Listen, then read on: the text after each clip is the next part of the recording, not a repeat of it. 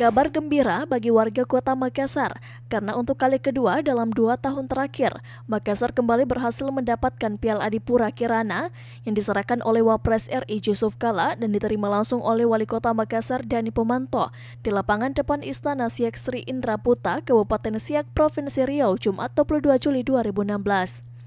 Warga kota Makassar patut berbangga karena telah meraih Piala Adipura dan bukanlah hal yang mudah, membutuhkan konsistensi dan usaha keras serta dukungan dari seluruh masyarakat kota Makassar. Menurut Wali Kota Makassar, Dani Pomanto, berhasilnya kota Makassar mendapatkan Adipura Kirana ini tidak lepas dari dukungan seluruh lapisan masyarakat, petugas kebersihan, dan SKPD terkait dalam bekerja sama untuk tetap menjaga kebersihan kota Angin Mamiri, Makassar. Dani pun mendedikasikan penghargaan Piala Adipura tersebut kepada Syahrudin, Kepala Dinas Kebersihan yang telah meninggal dunia Kamis siang. Semasa hidupnya, Syahrudin berperan besar atas Piala Adipura yang berhasil diraih. Tim Liputan Fajar TV.